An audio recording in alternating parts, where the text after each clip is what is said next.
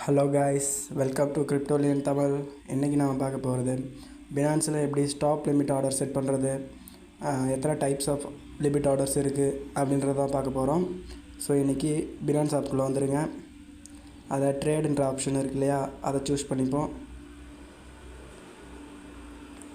Choose பண்ணால் இந்த மாதிரி பேஜ் ஓப்பன் ஆகுங்க கைஸ். அதில் நான் மார்க் பண்ணி காட்டுறேன். இந்த லிமிட் அப்படின்ற ஆப்ஷன் இருக்கு இல்லையா, அதை சூஸ் பண்ணிப்போம்.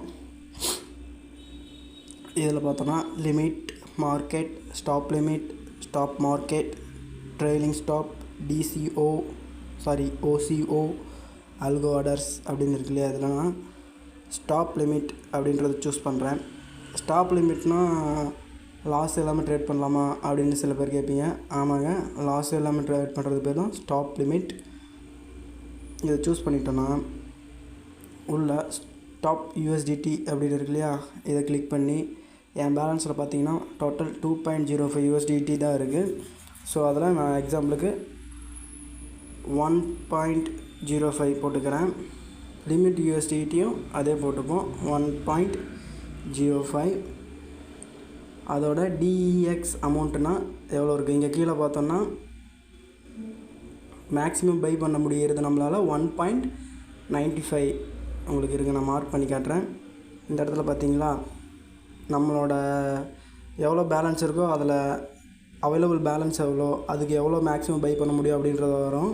1.95 பை பண்ணலாம். ஸோ நான் இங்கே 1 மட்டும் போட்டுக்கிறேன். 1 DCS காயின் பை பண்ண போகிறோம் அப்படின்னு. ஸோ இப்போ நம்ம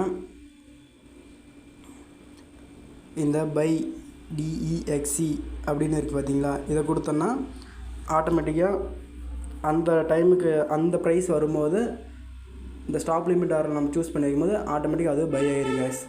ஸோ இதுதான் ஸ்டாப் லிமிட் ஆர்டரோட பெனிஃபிட்ஸ். இதுலேயே நம்ம செல்லும் பண்ணிக்கலாம்.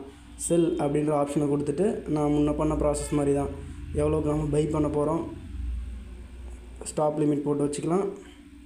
அதோட லிமிட்டு அமௌண்ட் இன் டிஇஎக்சியில் நம்ம சூஸ் பண்ணி டோட்டல் யூஎஸ்டிடி இங்கே டைப் பண்ணி வச்சுட்டோன்னா அது கரெக்டாக அந்த ப்ரைஸுக்கு போகும்போது செல் ஆயிரும். ஸோ இப்போ உங்களுக்கு ஒரு கொஷின் வரும். ஸோ ஸ்டாப் லிமிட்டில் போட்டாலும் அந்த நம்ம போட்ட முதல்ல நம்ம எடுத்துடுறோம், இருந்தாலும் அதுக்கு எக்ஸ்சேஞ்ச் ஃபீ போகும் இல்லையா அப்படின்றது உங்களுக்கு ஒரு கொஷின் வரலாம். ஸோ எக்ஸ்சேஞ்ச் ஃபீ போகும் தான். ஸோ அதுக்கு நம்ம என்ன பண்ணலாம், அதோட ஒரு எக்ஸ்சேஞ்சுக்கு என்ன ஆகுன்னா ஒரு $1 ஆர் மேக்ஸிமம் $1 1.5 அவ்வளோதான் வரும்.